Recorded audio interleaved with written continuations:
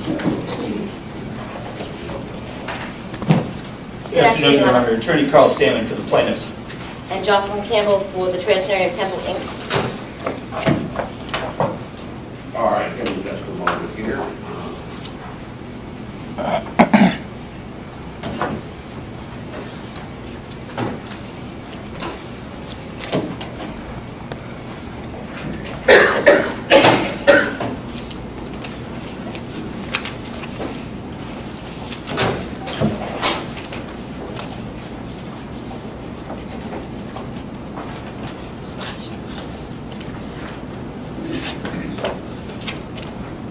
All right, I think in the case involving docket number 113615 is a matter here in a Lowell 2 session. But I understand what was that, which part? More members?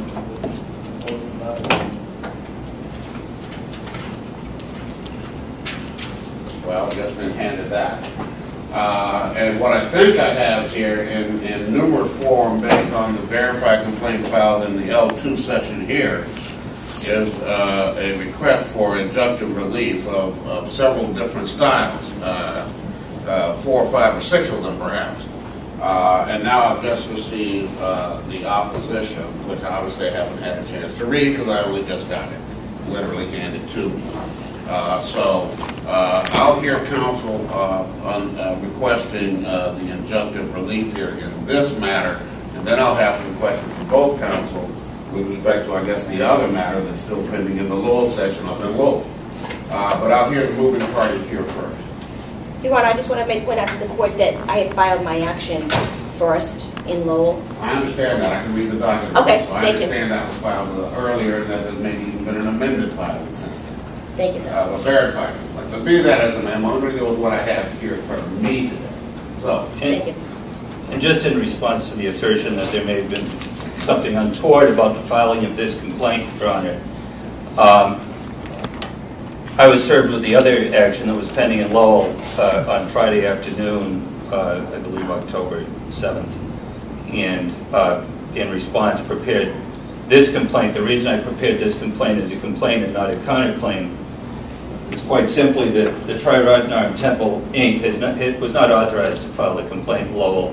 It was filed by certain individuals without authority in the name of the Tri-Rottenarm Temple, Inc. My clients, who are members of the board of directors as well and members of the temple, are aware of the fact that there was no authority for that suit to be filed. So I filed this case, which is a derivative suit, essentially on behalf of the temple, to ask essentially that these individuals who continuously act without authority on behalf of the temple be enjoined from doing so, and that an election be conducted to fill the vacancies on the board of directors that are about to occur when the term of the interim board of directors that currently sits expires in November. Your Honor, this is a case that involves a long-standing dispute with 2 factions of a Buddhist temple located in North Chelmsford. and this is lawsuit number what in this series of lawsuits? 4, 5, or 6? Somewhere along that line? 5. The 3, one of which is the other, the 4th one of which is the one pending in Lowell. Right. The 3 prior lawsuits were all resolved by settlement agreements under the terms of which members from each faction were represented equally on an interim board of directors. The most recent such settlement is the settlement attached as Exhibit A to the complaint, which calls for 6 members from each faction to be seated as members of the board of directors, and calls for a 2/3 vote of members in attendance at a duly convened meeting of the interim board of directors. The vote has to be in writing. It has to be by 2/3 of the members present. None of the action taken by the defendants in this case has been so authorized. There's been a stalemate that's existed since the interim board of directors was seated. It's involved a significant amount of harassment and abuse that my clients have incurred at the hands of the defendants. There just simply has been no movement. The term is about to expire. The the bylaws of the temple, which were adopted in its outset, essentially, although they're inartfully drawn, suggest that the membership controls governance of the temple. In the absence of that, we have the settlement agreement that says that governance of the temple is controlled by the vote of 2/3 of the members of the interim board of directors seated at a duly convened meeting of the interim board of directors at which a quorum is present. The defendants run roughshod over both of those principles at every opportunity that they can.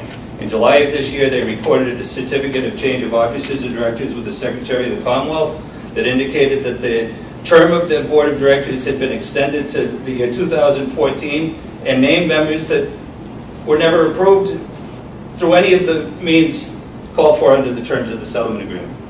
Your Honor, what we're asking for today is simply that you enforce the terms of the settlement agreement, which are that the defendants not be authorized to take any action on behalf of the Tri-Rotten Arm Temple Inc., absent the 2/3 written vote required under the terms of the settlement agreement that they entered in December of 2010.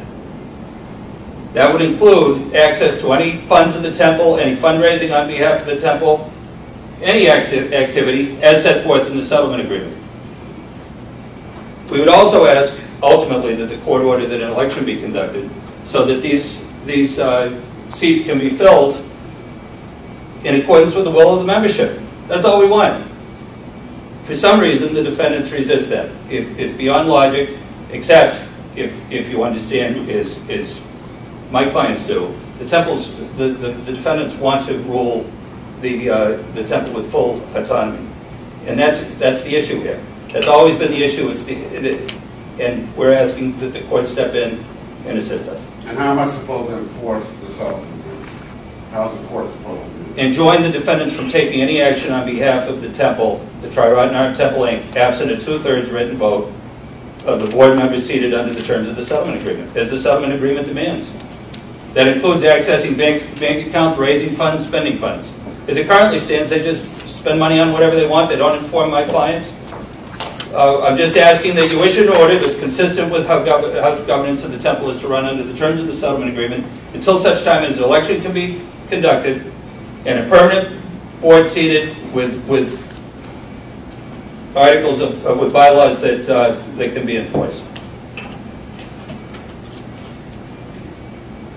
And there was a spot, was there not, for a split under, was it 13D? There would be a 13th individual.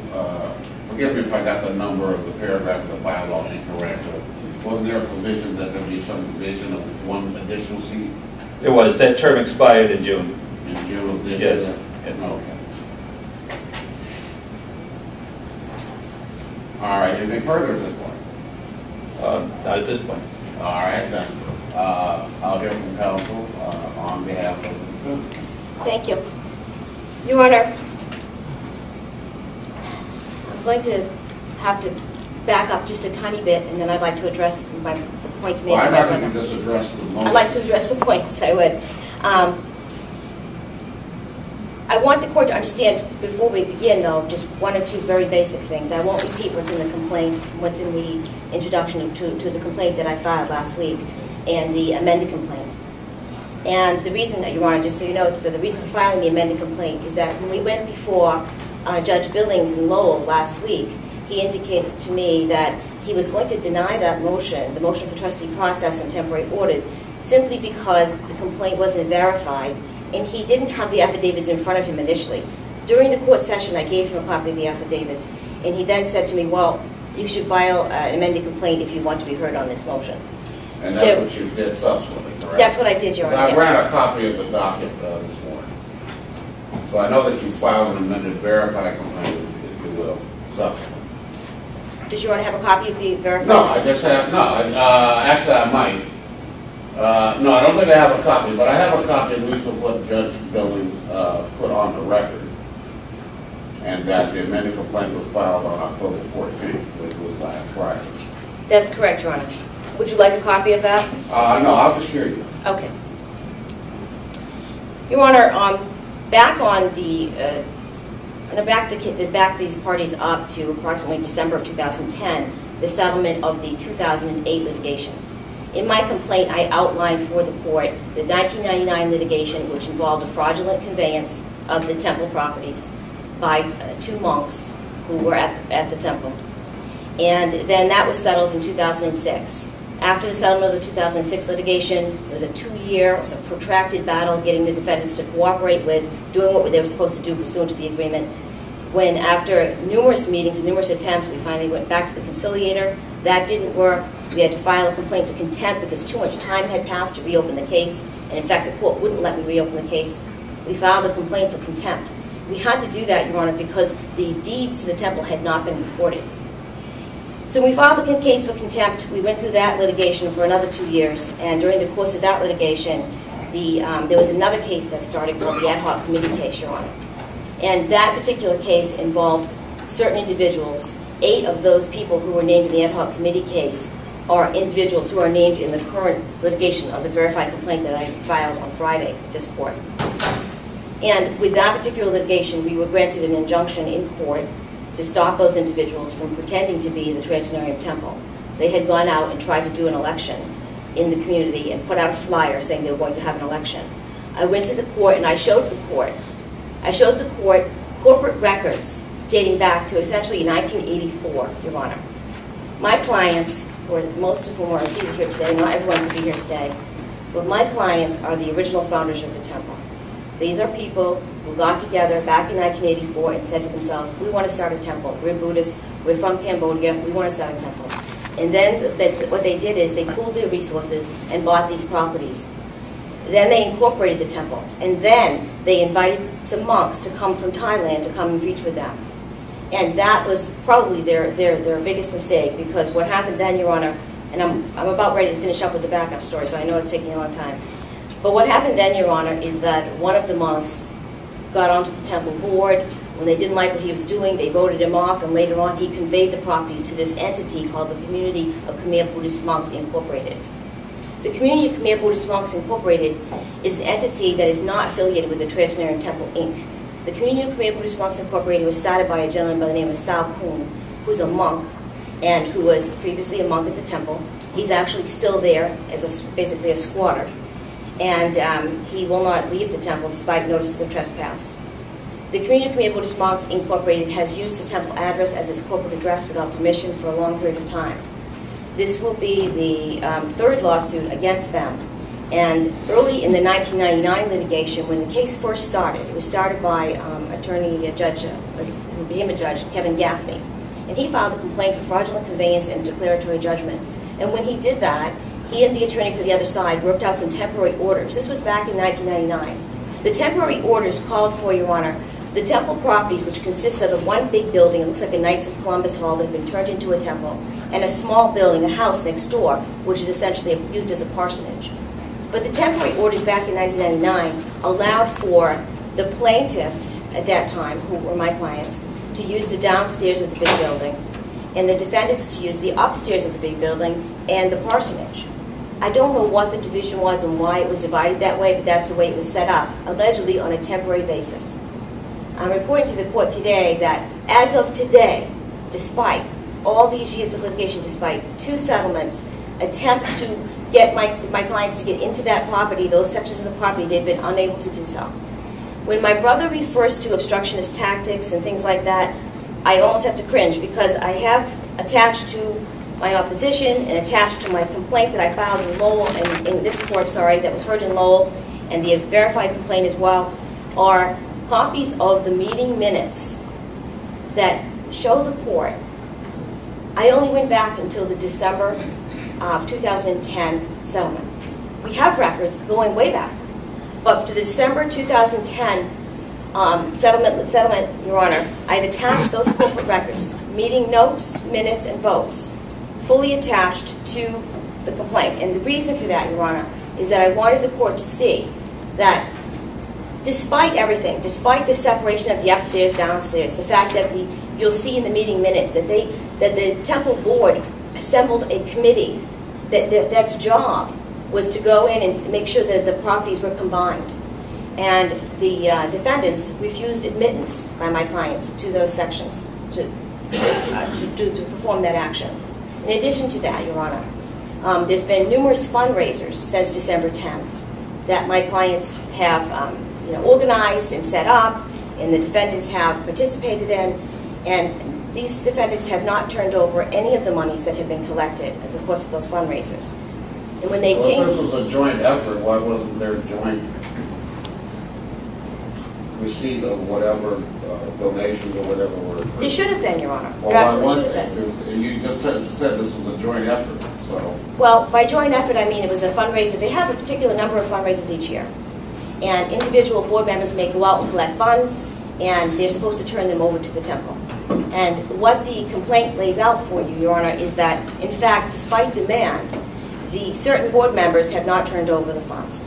And this is what led my clients to file a complaint with the Attorney General's office in August of this year. And what's the status of that?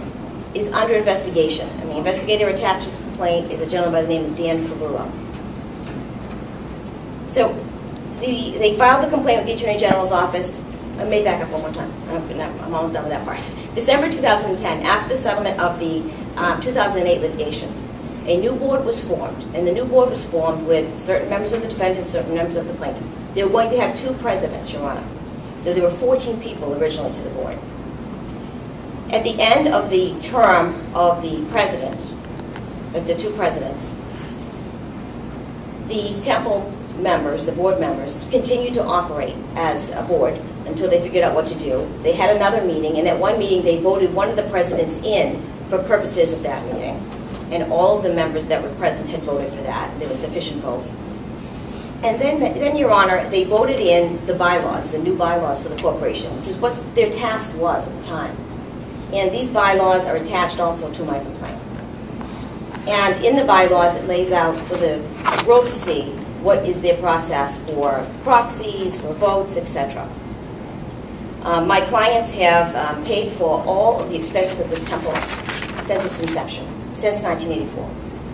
I showed a record in there just for the last year attached to my opposition. And the other thing I want to point out to the court that, well, my brother likes to present this case. I don't mean like, I don't mean to be, I think that sounds disrespectful to Attorney Stammen, but my brother tends to present this case as a disagreement of maybe theology or factions of a church, or attempts by my clients to wrestle control of the property of the church. It couldn't be further from the case. My clients are, by and large, the original founders, but some of the members have come and gone. It's a board of directors. This is what happens in a nonprofit. That couldn't be further from the case, Your Honor, because my clients, it started out as a fraudulent conveyance case, and what they sought to do was to simply have the properties returned to the corporation. Once the properties were returned to the corporation, despite 8 or 9 years of litigation and tactics by the defendants who have squatted on this property with this order from 1999, refused to leave the property, my clients have paid all expenses on this temple, all expenses on this property, totaling over $1 million since inception. And in addition to that, Your Honor, I would point out to the court that when my brother talks about none of the actions being verified or being voted for, that is also not true. In fact, my clients took proper votes. They're in the minutes. They're right there for the world to see. It is actually the defendants who have some problems. And I want to point those out to you real quick, Your Honor. One of them is that they are essentially, if you look at the plaintiffs in this action that I'm opposing right now, Mr. Sambath Keogh, Rithi Ong, and Maya Men. These 3 individuals, well, 2 of them, Rithi Ong and Maya Men, are named in the Attorney General complaint. But of those 3 individuals, if Your Honor looked at the attendance list attached to my opposition, and this is a pretty verifiable attendance list because we also have, my clients have taken a video of every single meeting and every single vote. So we have a video of the vote, we have a video of the attendance, and we have a roll call where people sign in and out. Mr. Sambath Keogh, who was one of the affiants of the complaint, and also an affiant of Mr. Stammen's opposition to me, he was quite robust in his assertions. However, Your Honor, there were 18 meetings. Of those 18 meetings, he missed 12 completely and walked out of 2. Out of 18. Missed 12, walked out of 2. I don't know how how he can be testifying to all these things. And then, Your Honor, in addition to that, Ms. Maya Men, one of the other affiants who signed the complaint, she is the subject of not only the Attorney General complaint, but also she is being accused in our complaint for breach of fiduciary duty, misappropriation of funds, etc. She has missed, out of the 18 meetings, both she and another gentleman were terminated in June of this year, but she missed a total of 14 meetings out of 18 meetings. And these were early in the process. They didn't even bother to attend. They didn't even come, Your Honor. As far as Rithi Ung is concerned, Rithi Ung was the gentleman that was named in the ad hoc committee case. His attendance here, let's see what that looks like. Okay, he's attended half the meetings and walked out of 2 more. So, in addition to that, these individuals, these rogue board members, is some way I can really describe them, these board members, some were former board members and some were present board members, they could not have had an election. They had no vote to authorize an election. They had no vote and no quorum at this September 18th meeting that I complained about in my complaint on behalf of my clients. They had no vote. They had no quorum. They had no authority. If my brother would like to talk about authority, I could go on and on and on. There are so many records in this case, Your Honor. It's mind-boggling. And I tried to distill it the best I could. It took me a long time to get that complaint down to what it was, so that it would be easy for everyone to read and understand. And I understand it's not a popular case, and no one wants to see it, no one wants to work on it. But these people have suffered for a very long time. Yeah, not to you, but to most everybody. Your Honor, my last thing I want to say is my brother refers to a stalemate and to harassment and abuse. That is actually what I would have said. It's the complete opposite, in my opinion. From what I hear from my clients, every single action that they have tried to take, all these years that they've had meetings, and the defendants refused to allow them into their own property. They got so frustrated that in August of this year, about the time they filed the Attorney General complaint, they took action, and they filed notices of no trespass against certain individuals. One of them was the Community Khmer Buddhist Monks Incorporated, and who was one of the defendants in our case. And then there were some other individuals who were named who had caused difficulty for the temple. Matter of fact, I don't even think these are not all the same people. But there's a couple of monks that are followers of Sao Kun at the temple. My clients cannot get rid of them, no matter what they do. It's awful. So what I asked the court to do is I asked the court to issue some temporary orders. We were looking for trustee process for my clients in regard to the missing funds. And the reason... The only thing I'm considering today is the other side's request for injunctive relief. Okay. If you want other orders, you've got to go back to Judge Bill. Okay, we'll do, Your Honor. But I want to let you know that we had asked... Especially when I don't have a copy of that amended complaint. Okay. I don't believe. So go ahead. Well, we had asked for orders, just so you know, that as background, for trustee process, we had asked for an order of no trespass on behalf of the community. You asked for all that of Judge Billings, correct? I did. Okay. I did. I keep telling you, I know. It's the last time I'm going to say it. I know. You want Judge Billings to issue orders on your complaint up in Lowell, you need to go back to Lowell. Well, by way of background is why I was mentioning you, Ryan. I just wanted you to know that the things that we were asking for, they then essentially mirrored our complaint and came in and filed a complaint against us separately rather than doing it as a cross-claim. And that's what happened. So, Your Honor, I'm asking you at this juncture to not issue any orders on behalf of the plaintiffs in this action. And to please take a look at my opposition, which I tried to distill again and make it as simple as possible because it is complicated. There are a lot of facts. Well, there are a lot of allegations, but I don't know how much of it is fact at this juncture, but in any event. Let me just ask you one question, then I'm going to ask counsel to address it. You indicate that at some point, and there are a lot of documents attached to the complaint in this matter, in this court. But you refer to some people as squatters. I want to make sure I understand. I understand that there's generally, at least someone has used the term generically, the upstairs people and the downstairs people. And I take it you're representing the downstairs people, and I don't mean to offend anyone by saying that. It's just for clarity's sake, of the factions within this group. Is that correct so far? That's correct, Your Honor. All right, so at some point, a court issued an order of dividing if I'm understanding you, the structures on the property, whoever may have title to it properly or not. But nevertheless, there was a court order dividing occupation of at least one main building and one outbuilding. Am I correct? Right. Yes, Your Honor. It's a temporary order. And let me finish my question, because I'm trying to understand a little bit of the geography, if not the structures. So that was an order issued by what court and when? That was an order issued by the Lowell Superior Court in, I want to say it was 1999. And that order was, I take it from what you said a little earlier, that the downstairs people have the downstairs of the main structure, the upstairs people were granted, at least at that time, occupancy of the top floor or the second floor, and some exterior building. Is that correct? That's correct, Your Honor. All right, and that order was a temporary order? That's correct. And when did that order expire? When the case expired in 2006, I imagine. Well, what, as part of that expiration, was that due to a settlement? Yes. And so at the time of the settlement, did the parties at that time, with the court approval, come up with some disposition of the occupancy of these premises? The intent at the time was that they... No, I'm not asking about intent. Yes. Did you come up with the order of the court, division of the occupancy of these premises? No, it was not addressed, Your Honor. Why not? It's a good question.